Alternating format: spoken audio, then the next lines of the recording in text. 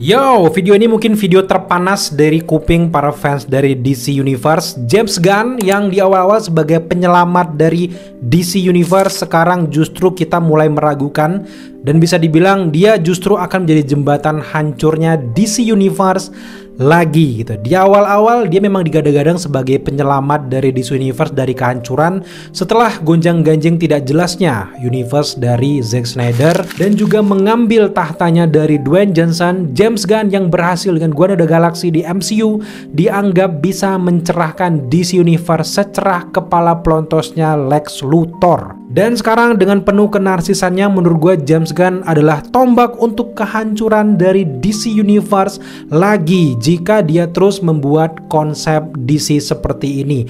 Dengan terbuktinya Superman flop.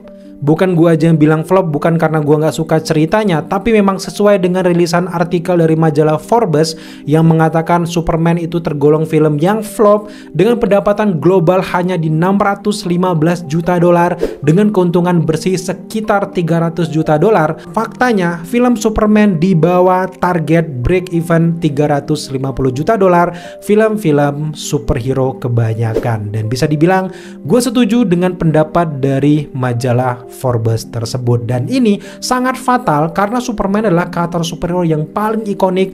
Jika Superman gagal, sangat sulit untuk membuat film-film lainnya juga berhasil. Termasuk dengan proyek terdekat mereka adalah Supergirl, tidak terlalu hype. Clayface juga gua nggak peduli sama sekali. Begitu juga dengan kebanyakan penonton general. Jadi gue bisa bilang bahwa DC Universe masih sangat jauh dari kata selamat dan juga sukses di tangan dari James Gunn. Meskipun di awal kita bilang pahit, tapi mari kita bongkar lagi kedatangan dari James Gunn di DC Universe. Yang pertama, James Gunn datang dengan penuh kontroversialnya yang setengah-setengah untuk meribut DC, yang katanya ini ribut total, tapi kenyataannya ributnya tuh hanya berlaku untuk film-film yang tidak berhubungan dengan dia. Gak termasuk dengan Suicide Squad, gak termasuk dengan Peacemaker season pertama, itu dibikin terhubung, sedangkan film lainnya tidak terhubung. Jadi ini kayak nggak fair untuk sebuah reboot yang katanya total itu. Di awal kedatangan James Gunn memimpin DC Studio yang bahkan dia hanya wakil di DC Studio, sekarang justru James Gunn seolah wajah dari DC Studio itu sendiri. Bisa dibilang James Gunn dengan adanya Peter Safran sebagai pemimpin dari DC Studio tidak kelihatan, terendam. Justru di sini dalam tanda kutip James Gunn mengambil alih wajah dari DC Studio dengan beberapa kenarsisan, termasuk juga dengan munculnya di beberapa project, termasuk juga mengutamakan project sang istri. Di awal kemunculan James Gunn memimpin DC Universe, yang bikin kaget adalah ketika dia memecat banyak sekali cast-cast lama dari DC Extended Universe, termasuk Henry Cavill yang sudah mengumumkan akan kembali memerankan Superman. Kembali di film Black Adam, fans mulai girang, tiba-tiba di reboot total oleh si James Gunn dan merecast karakternya menjadi versi Superman David Corenswet. Setelah memecat Henry Cavill, James Gunn kemudian melanjutkan misinya, itu membatalkan semua project dari DC Universe pada kala itu, baik di masa lalu versi Zack Snyder atau di masa depan, semuanya di cancel.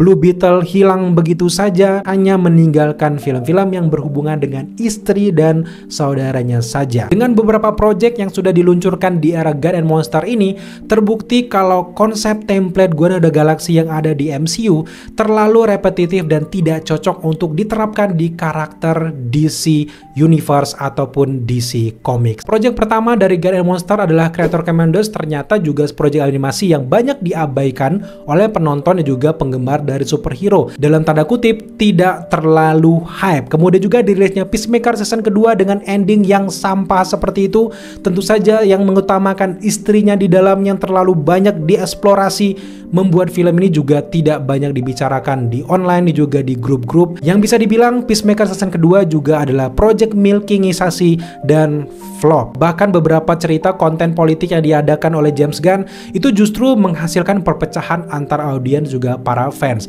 Dengan pecahnya fans dari DC Universe dan tidak terlalu berhasil digabungkan oleh James Gunn, membuat masa depan dari DC Universe menurut gue ini masih jauh dari kata sukses. Berdasarkan riset kita terbukti kalau antusiasme orang dengan DC Universe versi James Gunn sekarang turun drastis dan sangat cepat.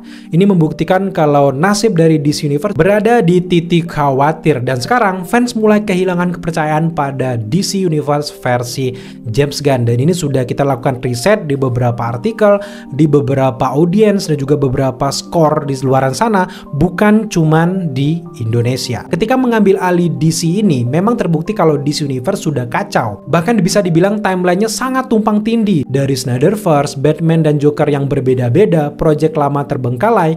Seharusnya James Gunn ribut total setelah rehat beberapa tahun, tapi dia justru memilih setengah-setengah dengan tetap mengkanonkan project Peacemaker yang pertama, Suicide Squad, yang membuat para fans ini terpecah belah dan bingung dengan kontinuitas cerita dari DC Universe. Seperti yang kita singgung di awal, James Gunn punya gaya yang nyentrik dan cenderung sama, gitu-gitu aja, dengan konsep cerita yang terlalu berpusat ke trauma sang karakter, humor yang snarky, perpaduan lagu-lagu pop yang sangat nyentrik. Ini justru bisa dianggap sudah usang untuk konsep cerita film yang baru dan cenderung tidak fresh. Menurut kita, kalau James Gunn selalu menggunakan konsep yang sama berulang-ulang kali antara Guardians of the Galaxy, Superman, Peacemaker, lanjut lagi nanti Supergirl, Clayface, semuanya, ini bisa bikin market jenuh. Alih-alih menyelamatkan superhero fatigue, justru menambah faktor-faktor dari superhero fatigue itu sendiri. Bahkan buat oknum-oknum fans dari DC yang ngeyel, kalau James Gunn selalu bikin ciri khas film seperti ini yang terlalu dia banget,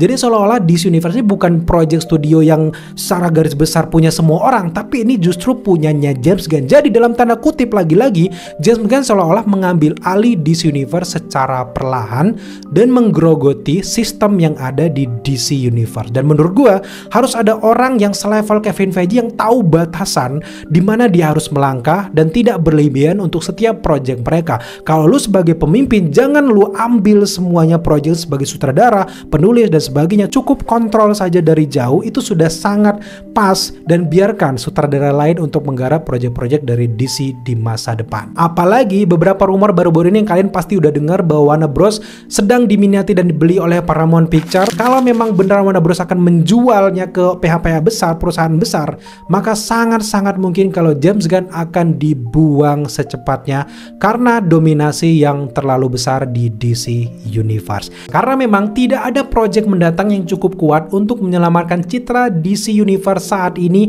bahkan sekelas James Gunn pun. Jadi mau tidak mau berita pahit ini kita harus sampaikan ke kalian semuanya, termasuk juga beberapa oknum-oknum yang ngeyel. Kalau dibilang jelek nggak terima, kalau dibilang bagus nih seolah-olah menganggap biasa saja. Ini adalah kenyataan yang harus kalian baca dan berkaca, jangan ngeyel.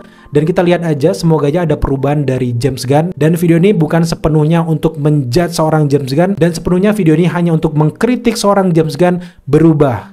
Berikan kesempatan untuk sutradara lain. Jangan lu lagi.